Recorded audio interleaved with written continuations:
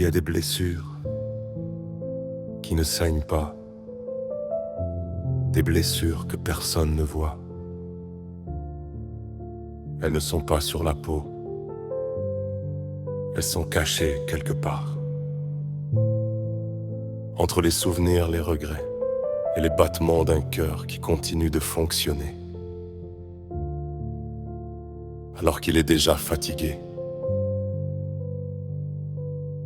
La mienne est là. Depuis ton départ, je respire. Mais je ne vis plus pareil. Parce qu'il y a une différence entre exister et se sentir vivant. Avant toi, j'étais un homme avec des rêves, avec des projets, avec cette certitude que peu importe les tempêtes, on traverserait tout ensemble. Je pensais que nos mains étaient faites pour rester liées. Je pensais que notre histoire était plus forte que les mauvais jours. Je pensais tellement de choses.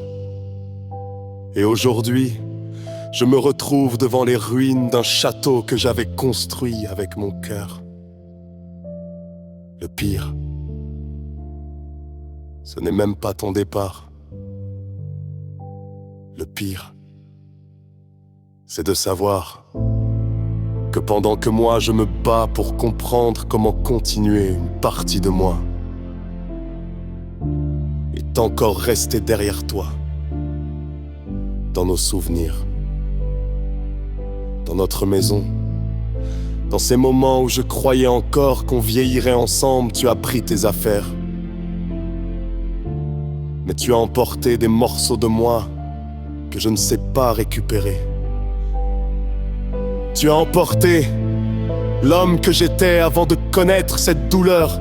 Je ne reconnais plus mon reflet. Je vois quelqu'un qui essaie d'être fort alors qu'à l'intérieur tout s'écroule. On m'a toujours dit, un homme doit être solide. Mais personne ne m'a expliqué comment on fait quand la personne qui était censée nous relever est celle qui nous a fait tomber. Personne ne m'a appris comment regarder une maison vide, comment entendre le silence après avoir connu les rires, comment expliquer aux enfants que parfois les adultes se perdent, même quand ils s'aiment. 3 enfants, 3 raisons de continuer, 3 lumières dans une vie devenue sombre. Ils ne savent pas combien de fois leur père a dû retenir ses larmes. Ils ne savent pas combien de nuits j'ai regardé le plafond en demandant à la vie pourquoi. Pourquoi enlever celle que j'aimais? Pourquoi me demander de tenir debout au moment où mes jambes n'arrivent plus à porter mon âme? Et comme si mon cœur n'avait pas assez souffert, il a fallu que mon corps mène aussi son propre combat. Cette tumeur, ce mot qui fait peur, ce rappel brutal que le temps est précieux. Et dans ces moments-là, la seule chose que je voulais, ce n'était pas de l'argent, pas la gloire, pas des miracles. Je voulais juste ta main, ta voix, ton regard qui disait « On va traverser ça ensemble ». Mais j'ai découvert qu'on peut être entouré et quand même se sentir seul.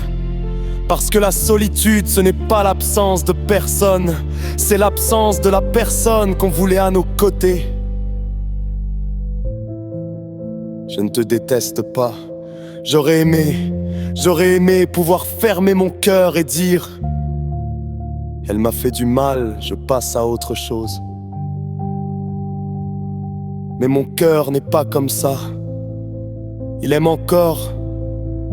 Même blessé, même détruit, même à genoux, il aime encore.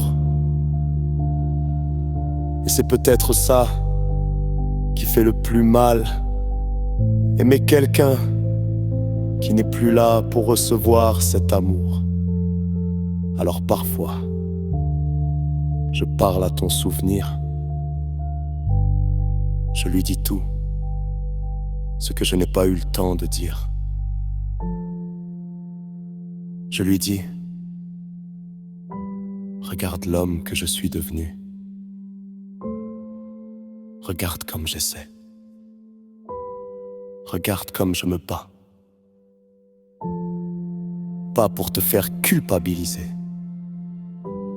Pas pour te faire revenir par pitié. Mais parce qu'au fond, j'aurais juste voulu que notre histoire ne se termine pas comme ça. J'aurais voulu qu'on se choisisse encore. Encore une fois, encore un jour, encore une chance. Mais maintenant, je dois apprendre à vivre avec cette cicatrice. Une cicatrice invisible. Une cicatrice qui porte ton prénom. Et peut-être qu'un jour, la douleur sera moins forte. Peut-être qu'un jour, je penserai à toi sans sentir mon cœur se serrer. Mais aujourd'hui, je suis encore cet homme qui cherche une partie de lui dans une histoire terminée. Je suis cet homme qui avance avec des morceaux cassés. Cet homme qui tombe parfois dans le noir mais qui se relève au matin pour ses enfants. Parce qu'ils ont besoin de moi. Parce que leur amour est la preuve que tout n'est pas perdu. Et si un jour quelqu'un me demande ce qui m'a le plus changé dans ma vie, je ne parlerai pas de la maladie. Je ne parlerai pas de la douleur. Je parlerai de l'amour. Parce que l'amour peut construire un homme. Mais quand il disparaît, il peut aussi laisser un silence qu'on atteint toute une vie.